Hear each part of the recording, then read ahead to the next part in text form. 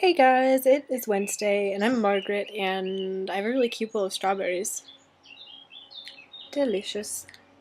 I'm sick. I just like a future word to people who want to be exchange students. Exchange is not for the weak of immune system. um, I've been sick like 400 times since I've gotten here, but I think this time it's allergies, which I guess actually means that my immune system is too strong for its own good, right? Over the weekend, my friend Chrissy came to visit me.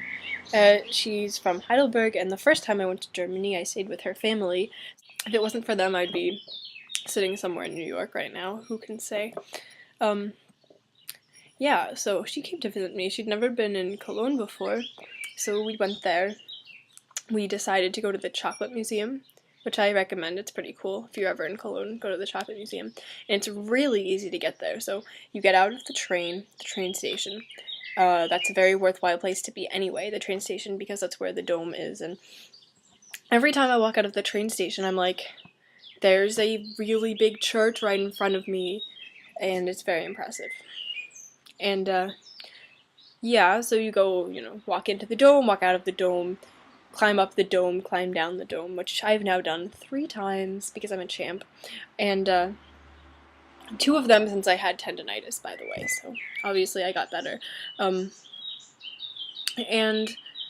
yeah, and then you come out of the dome, whatever, you sit down by the fountain because you're really, really hot because it was like 70-something degrees, and drink some Apfelschorle, and you're like, alright, let's go to the Chocolate Museum, guys. Get up, go turn right, keep going in the same direction. Go behind all the other museums, so the Roman German History Museum, the Art Museum, down the stairs, and then you're at the Rhine, which is a really nice river.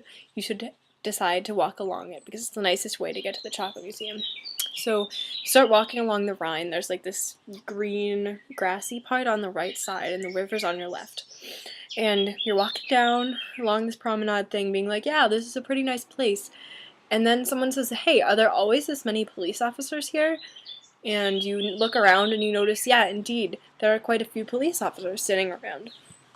And but you don't really think that much of it, There's a travel advisory going around that saying that, and people are telling all Americans to stop wearing American brand name clothes. More on that later. And police officers are a good thing to have when there's security issues. And keep walking. Forget about it. Someone asks, is there like live music down there? And I said, yeah, why would there be live music? Of course, it's just like a recording. There can't be that many people cheering. Well, keep walking, see lots of people waving green flags and rainbow flags and go, oh sweet, it's like a progressive demonstration. All these people are wearing, I have one. Wait for it. No go for your Nazis stickers, and let's go ask some people until we can find someone who's going to give us a no go for Nazis sticker.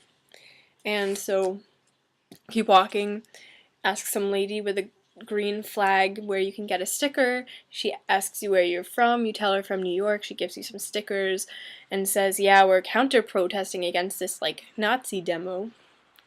Great. So you keep walking and everything's closed. The promenade that you're walking around is closed. You turn right to go through a little bit of the Altstadt in order to get everything's closed. You just keep going until you can finally get through. And you see some people sitting around on the street trying to see past the police barricades into the Nazi demonstration. And eventually, like an hour later, you make it to the Chocolate Museum, which should have really taken like 10 minutes. But it was a very big adventure. That sort of thing doesn't really happen every day, and I got cool stickers out of it. So that was my story about going to Cologne on the day of the big Nazi demonstration and counter-demonstration.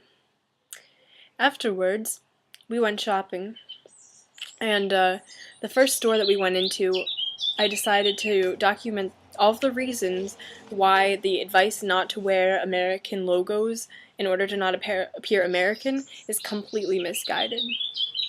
For the record, the origin of this advice was from the AFS USA, who I'm sure they sent it to every country, not just Germany, and in some countries it was probably good advice, you know, that you don't want to go walking around advertising the fact that you come from the US, considering the fact that there's some people who are really pissed off at us right now.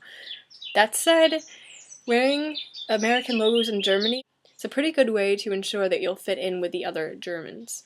Take a look. Die Stadt am Rhein. Natalie wrote me a letter and said she has mono, which is why she hasn't been posting videos, but I'm pretty sure that when you have mono in Germany, posting videos is the least of your problems. So everyone sent her all of your condolences and love and good wishes for her to get better in time to go to Berlin in 2 weeks. See you guys next time.